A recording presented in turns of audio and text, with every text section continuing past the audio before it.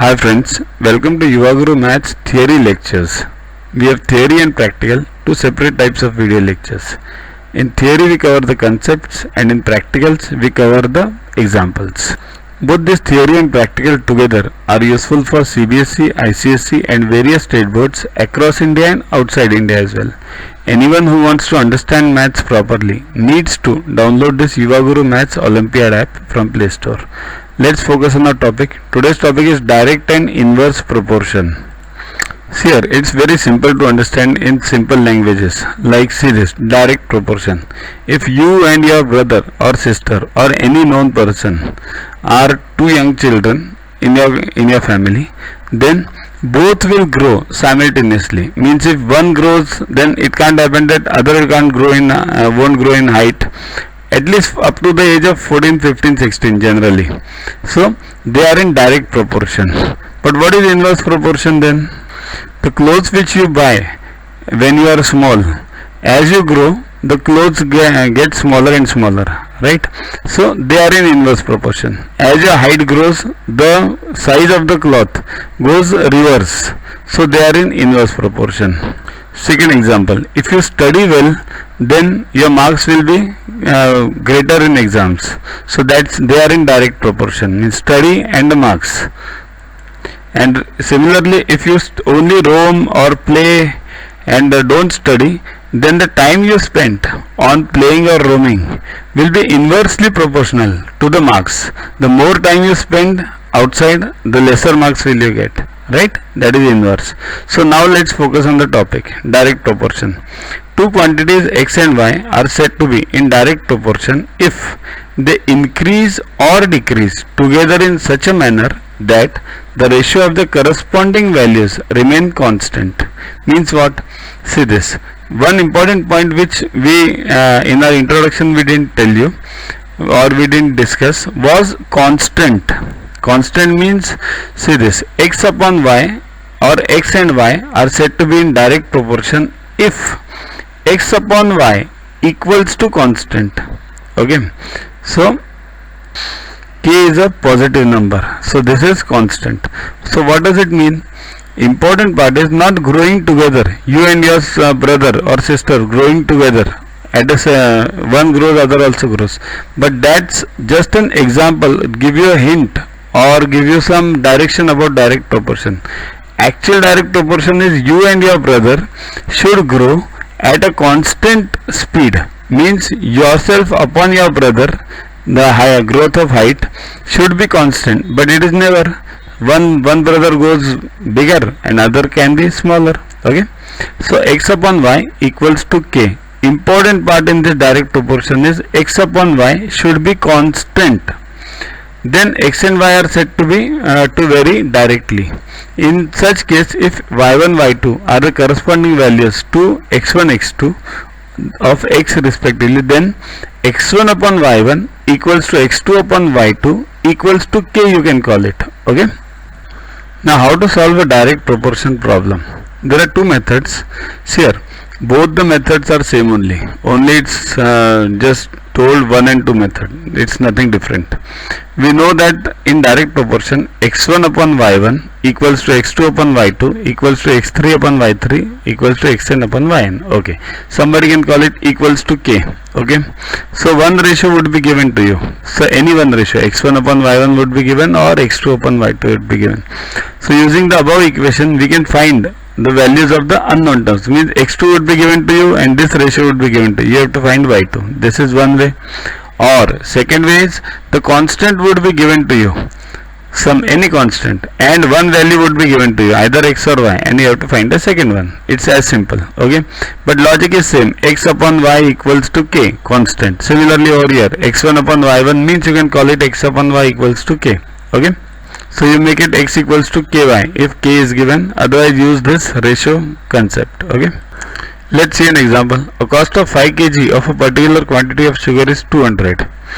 Tabulate the cost of 1, 2, 4, 10 and 14 kg of sugar at the same time. Means 5 kg is given. Okay, x is 5 and y is 200. Now we have to find it for 4, 2, whatever. Okay, so the logic is x upon y equals to constant, means 5 upon 200 equals to, see this, now what you'll have to use, you'll be using this equation, first method, x1 upon y1 equals to x2 upon y2 equals to x3 upon y3 blah blah blah. Okay, so x1 you take it 5, x2 you take it 200.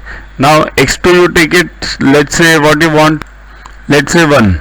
So 5 upon 200 equals to 1 upon y2. Now you have to find out y2. So 5 upon 200 equals to 1 upon y2. Now cross multiply. So it becomes 5 into y2. This y2 goes up and 200 also goes in the numerator. 5 into y2 equals to 200 into 1. Therefore now we have to find out y2. So 200 into 1 is 200. So y2 will be, take 5 on the other side. 200 upon 5, that is 40. So y2 will be 40, means how many rupees? 40 rupees a kg. Similarly, you go on changing the values of x2 as 2, 4 and you will get all the values of y2. So that is one simple example. Now inverse proportion. Two quantities x and y are said to be inverse proportion if an increase in x causes a proportional decrease in y. Proportional means it should, we'll see this multiplication now, in such a manner that the product of the corresponding values remains constant, means x into y equals to constant. Here in direct proportion what did we have? We had x upon y equals to constant. So in inverse we are having x into y equals to constant. Now remaining part is the same. Then x and y are said to vary inversely.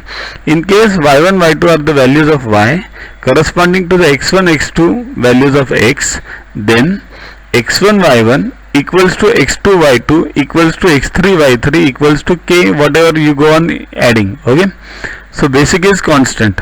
In direct we had x upon y equals to constant. In inverse we have x into y equals to constant. Just remember this much. Now how to solve the inverse proportion problem? Same logic, two ways, right? Now what are the ways? Only the difference is very same difference. In the direct we had x1 upon y1 equals to x2 upon y2 equals to x3 upon y3 and so on. So in inverse we have x1 y1 equals to x2 y2 equals to x3 y3 and go on. Now second method is, we know that in inverse proportion xy equals to k, therefore x equals to what? K upon y. If constant is given and one value is given, then find the other value by replacing or transposing the other value on the other side. Okay, and in first you will have three values and you will have to find out one. Okay, now see this example. If 20 workers can build a wall in 48 hours, how many workers would be required to do the same work in 30 hours? So number of hours and workers, 48 and 20 workers, and 30 hours we require now number of workers. Now tell me logically, if the hours are to be reduced, means you have to complete the work earlier, then would the number of workers be less or more?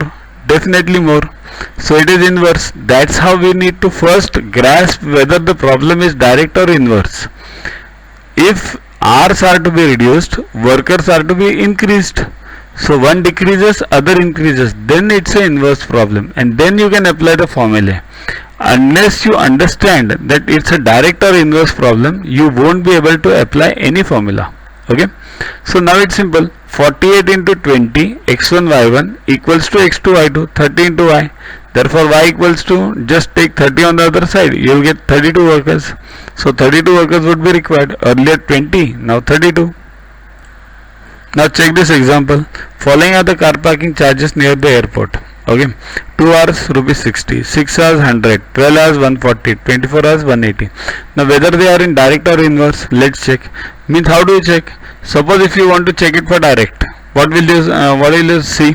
See this, 2 upon 60 equals to 6 upon 100 equals to 12 upon 140 equals to 24 upon 180. We have to check whether it's there. So 2 upon 60 is 1 by 30.